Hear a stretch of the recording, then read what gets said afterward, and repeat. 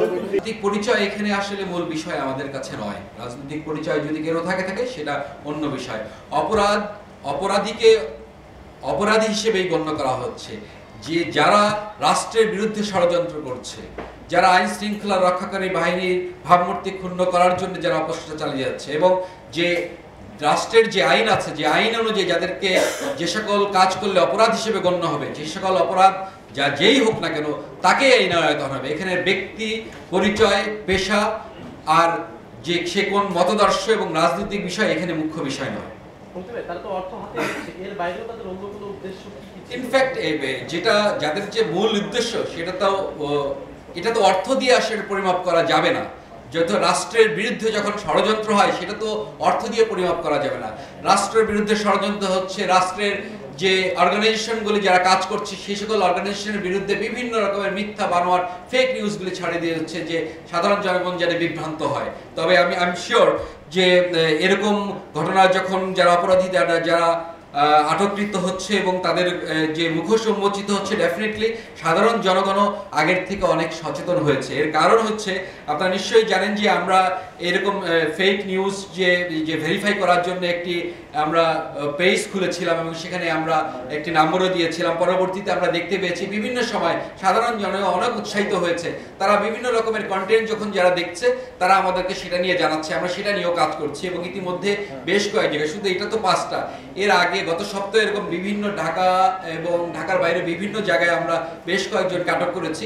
তারা স্বতঃস্ফূর্তভাবে দিচ্ছে, তারা ভেরিফাই করতে চাচ্ছে এবং সাইড বাই সাইড তারা এইসব লিঙ্কগুলি আমাদেরকে দিচ্ছে, কোন কোন জায়গায় কোন এরকম বিভ্রান্তিকর তথ্যগুলি পাওয়া যাচ্ছে। ডেফিনেটলি আমি মনে করি যে শুধুমাত্র আইন শৃঙ্খলা রক্ষাকারী বাহিনী একটা নয়, সাধারণ জনগণ সবাই যদি আমরা এই সকল অপরাধীর আইনে আওতায় আনার জন্য একটু মাত্র ইচ্ছা পোষণ করলে মনে হয় যে এই যে অবস্থার যে অবস্থা আছে এর থেকে অনেক উন্নতি হবে এবং ভবিষ্যতে এই সকল অপরাধীরা এই অপরাধ থেকে নিজেকে মুক্ত রাখবে। আর শেষ পর্যন্ত আমরা ওয়েট করি নাই, কারণ যদি টাইম যাবে, অর্থ নিয়ে নেবে, মানুষ আরো বিভ্রান্ত হবে।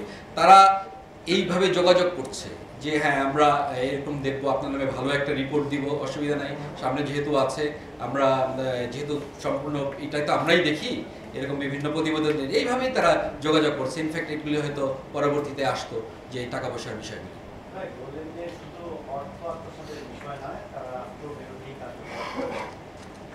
এর মধ্যে যদিও অল্প সময় তাদেরকে ধরা হচ্ছে, নিশ্চয়ই কিছু কথা বলার সুযোগ হয়েছে আপনাদের। তারা যে রাষ্ট্রবিরোধী কাজ করছে তাদের পেছনে নিশ্চয়ই একটা শক্তি আছে যারা কলকাঠি নাড়ছেন। এই ধরনের কোনো কিছু ইনফ্যাক্ট তাদের যে জিজ্ঞাসাবাদ, এই যে ডিজিটাল অপরাধ যেগুলো আছে, সাইবার ক্রাইম যেগুলো, শুধুমাত্র তাদের জিজ্ঞাসাবাদ এই মূল বিষয় না, এগুলি প্রত্যেকটাই রেফারেন্স থাকে। আপনারা যে পেজগুলি আছে, তাদের যে ইলেকট্রনিক গ্যাজেটগুলি ব্যবহার করে, সেগুলির মধ্যে আসলে একদম উপযুক্ত তথ্য প্রমাণগুলি আছে। এই মুহূর্তে আসলে বলা সম্ভবপর হচ্ছে না যে তাদের পৃষ্ঠপোষক কারা। ডেফিনেটলি যখন কোনো অপরাধী আটককৃত হয়, যখন মামলা হয়, মামলার গতিটা ওই জায়গায় শেষ হয়ে যায় না। মামলার তদন্তকারী কর্মকর্তা অবশ্যই এই যে অপরাধ যে সংগঠিত হচ্ছে, এই অপরাধের মূলে কারা আছে, এটা আর্থিক বিষয়টা আছে কিনা, অথবা এদেরকে কে পৃষ্ঠপোষকতা দিচ্ছে, বিভিন্নভাবে সহায়তা করছে, সেই বিষয়টা আসলে তদন্ততেই আসবে। এই মুহূর্তে আসে বলা সম্ভবপর হচ্ছে না।